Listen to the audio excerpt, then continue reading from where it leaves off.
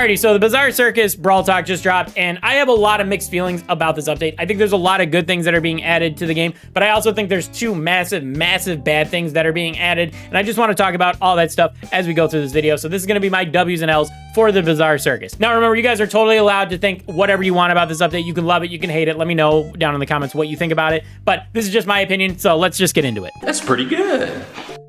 All right, so we're gonna try to stay positive as we start this video, and we're gonna kick things off with a small W, and that's gonna be the fact that a lot of star powers are getting a small buff to compensate for the 10% scaling change that we got in the last update. There were a lot of decent star powers that really felt a little underpowered after the change to HP and damage and all that stuff. Good examples are gonna be Decapo that they showed from the Brawl Talk, and also I think Divine Souls from Fang. I don't know if they showed it in Brawl Talk, but that's another star power that is decent, but didn't get the scaling change, so it felt kind of useless at the end of the day. So yeah, overall, I think this is a very positive change, and it definitely feels like it needed to happen for certain star powers, so I'm a big fan of it, so I gotta acknowledge it's a W here. Another one. All right, next up, we got another small W, and that's going to be that we're only getting one brawler in this update. And I know that sounds weird to be a W, because for most people, they want more brawlers. They want to try different characters and all that stuff. But I personally have been hammering and clamoring that they need to slow down on brawler release cadences for a while now, and I'm actually happy that we're only getting one this update. So I know there's a couple negatives that come from only getting one brawler in a season. First off, like I said, it's going to be a little bit boring. You only get to experience Charlie for the season, and you don't get anything else after that. And another thing is that now we don't really have anything to do with our credits for this entire season. So everything that you're going to cash in from last season, and you know, as you go through the season, you're not going to be able to save up for a new brawler. So that's also a negative in my opinion, because Fame kind of sucks, and they still haven't added anything to that. But overall, I think this is a good change, because now you can now stack all of your power points for the next brawler you want to unlock, or you can actually focus on upgrading brawlers, because you don't need to save any gold or power points for things. So I think that is a very good change. Like, if you're getting near to maxing your brawlers, you don't have to worry about another brawler coming out. You can just focus all your resources into getting maxed out for the next 2 months. So for me personally, I'm going to try to upgrade brawlers for like the next 6 weeks, and then those last 2 weeks of the season, I'm probably just going to stack all my resources for the next brawlers that are going to come out. So that's my personal views on this current situation. I don't know how you guys feel about it. Overall, I'm happy that they're trying to slow down on releasing brawlers. I think the game was getting a little bit bloated, and I have to give it a W here. So let's move on. Soiled it!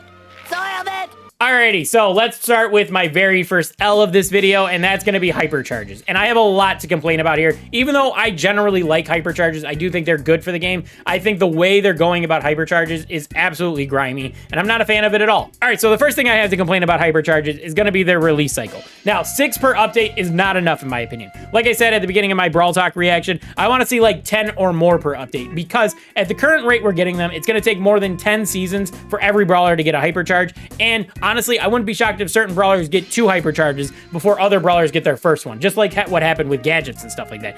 Honestly, this release cycle is just way too slow, and there's no reason why they can't think of Hypercharge ideas when a lot of them are just like, give this brawler a slow, buff up this brawler super, make it bigger. Like, you're doing super simple things with brawler supers, and honestly, I don't understand why it's taking so long and you're only doing 6 per update. And before anybody says, why don't you think of any better ideas? I did a whole video going over Hypercharge ideas for every brawler, so it's not that hard, honestly, and I'm not even a game dev, so whatever. So outside of the slow release cadence and how long it's going to take us to get all the brawlers with a Hypercharge, I think the next thing to complain about is going to be the way that they're being implemented on how to get them. Not only did they not reduce the price of Hypercharges when you buy them from the shop, or remove the 2-week waiting period before, you know, like pay-to-play players can get them, now they also remove the fact that you can't even buy the Hypercharge bundle for coins anymore.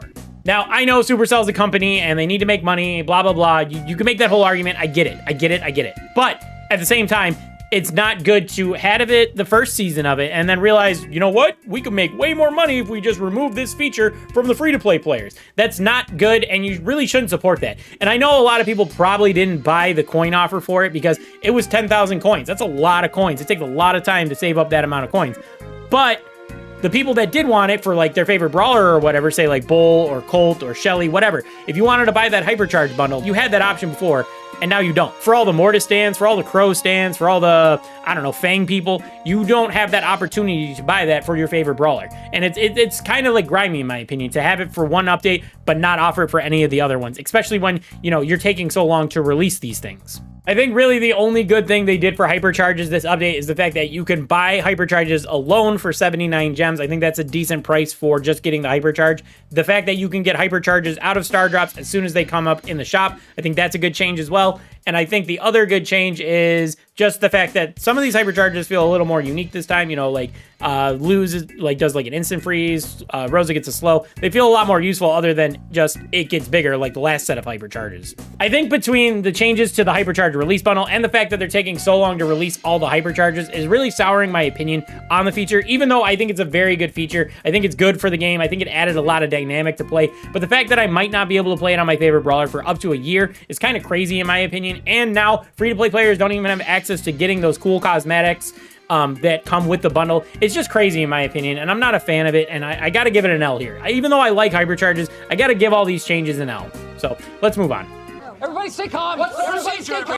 All right, now let's pivot into more positive things, and I think that at the World Finals, they're gonna be announcing a hockey mode for Brawl Stars. Now, this is all speculation on my part, but I do have two reasons for saying this. First off, Mortis is getting a hockey skin, and second off, Marco said something along the lines of, we'll talk more about that at the World Finals. Well, it'll make sense in this year's World Finals. More on that later.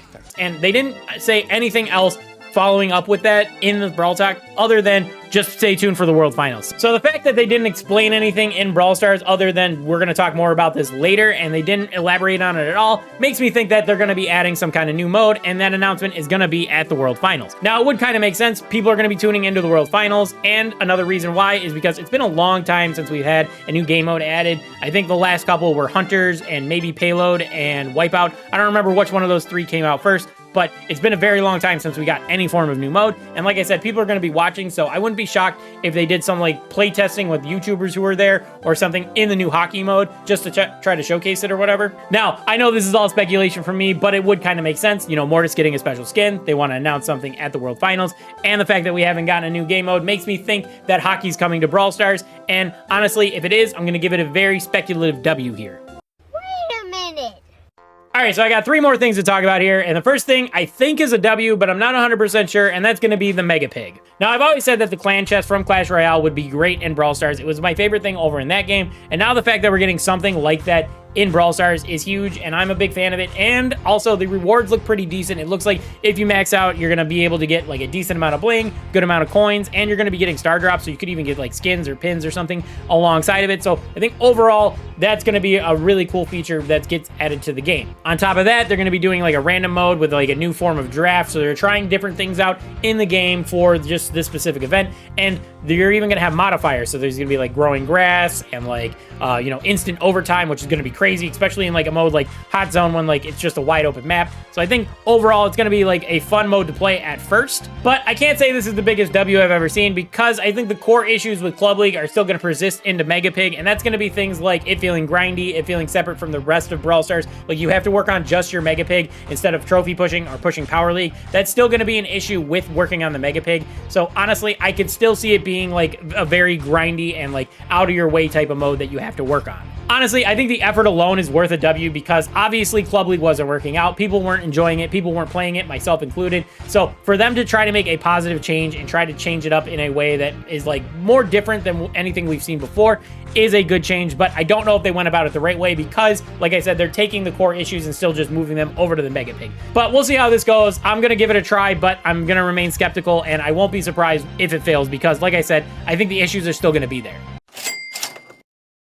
And that's going to lead me into my last W, and that's going to be the login calendar. I think the login calendar is a huge W, especially for the fact that they're compensating for us not getting any Club League for like over a month by the time the Mega Pig comes out for the first time. Honestly, that gap of not having any Club League for that long of time would definitely be like hurting our economy overall. So the fact that they're giving us a bunch of star drops and pins and stuff is good on the devs, and I do commemorate them for adding this feature into the game. The only complaint though is that most of the rewards are star drops, it looks like, and honestly, that's not good because it leads a lot of your rewards up to RNG. Some people are going to get skins, some people are going to get pins, a lot of people are going to get power points and coins, and there's going to be a bunch of people who get unlucky and get credits, and credits are useless right now. So honestly, if they made it something more stagnant, like, you know, guaranteed coins, the guaranteed power points, stuff like that, I'd be more on board with. But overall, they are trying a positive thing, so I can't like complain too much, so it's going to get a W from me. This guy stinks! All right, so I saved my hot take for last, and this is going to be a giant L for me. I'm not a fan of the recoloring of formerly exclusive skins. I think this is bad for the game. I think it's bad for collectors, and overall, I'm just not a fan of it overall. Now, when this debate started, I never released a video or really talked about it too much outside of Discord, but I was a fan of them just re-releasing the exclusive skins because there was like 3 big reasons why. First one is the fact that it just felt really gatekeepy to say, like, you weren't here in 2018, so you can't have these skins. Honestly, it's just a skin in a video game. I really didn't care, so I just thought it would be better to just re-release the skins. Second reason why is because I think that them going back to old skins and recoloring them actually runs the risk of making the old skins obsolete because some of the newer ones might look better. Spoilers right there. I think these new skins look better. And the third reason why, it doesn't really solve the problem where people want their favorite skin for a brawler, but it's still, like, exclusive. So, for example, if you really like the blue Leon, you still can't get it. Now you have to get this white Leon, which, you know, you could argue is the same skin, but also you can argue that it's, you know, different or better or whatever. You know, they're subjective. They're skins. But at the same time, it doesn't solve the problem of people just wanting that specific skin. And also, this loops back to the gatekeeping thing because, like, you weren't here in 2018, so you don't get to play the blue Leon. You have to play the white one. So, I don't know. It's just a mess to me. Now, personally, I think these new recolor skins are actually better than their old skins. They look better, in my opinion, and they have new animations. So overall, what you've done is you took old skins, you updated them, and now you are re-releasing them for resale at a higher price. And I'm just not a big fan of it overall, personally. In my opinion, the White Werewolf Leon looks cleaner, and Hoot Hoot Shelly, she has, like, way better animations. So overall, I think these skins just look better, and it's just grimy because now collectors are going to feel obligated that they have to buy them, even though they already bought the exclusive ones way back when. So, like, it's just like a lose-lose for everybody in this situation. The only people that are winning are Supercell. And to make matters worse, these are mythic skins now, so you can't even get them for bling. You have to buy them for gems. So it's not even like free-to-play players are making out being able to get these for bling because they've thought about that and they just made them exclusive for gems. So, like I said, the only people winning are Supercell. You know, collectors are losing because they have to buy new skins. Free-to-play players are losing because they still don't get access to the stuff. So nobody won, in my opinion, and overall, I'm just not a fan of the entire situation. All right, so here we are at the end of the video, and normally I give you my thoughts on this update overall after Brawl Talk, and I'm very mixed on this update overall. I just went through a whole list of W's, and I only had 2 L's, but those L's were massive ones, in my opinion. So I don't know if I can say that the W's outweigh the L's this time, because while all the W's outnumber the L's just feel like way more imposing, in my opinion. And you might not care about some of the things I care about. You might not really care about the Hypercharge release cadences, or you might not care about the exclusive skin thing. I know there are people that were, like, advocating for recolors. Overall, I think this is a pretty mid update. I think there's a lot of good things. I think there's a couple of bad things that outweigh those good things. I don't think at the end of the day the game's going to be any worse or better. I think it's just going to be the same, and we're just going to be skating through December into the Brawler days. So, but like I said at the beginning of the video, let me know what you think about this update down in the comments. Let me know if I swayed your opinion on any of this stuff. And remember, if you enjoyed my rambling, make sure you leave a like on the video. And if you're new, consider dropping a sub as well. But anyway, that's going to do it for this one. I want to thank you guys for watching, and I'll catch you in the next one. Peace.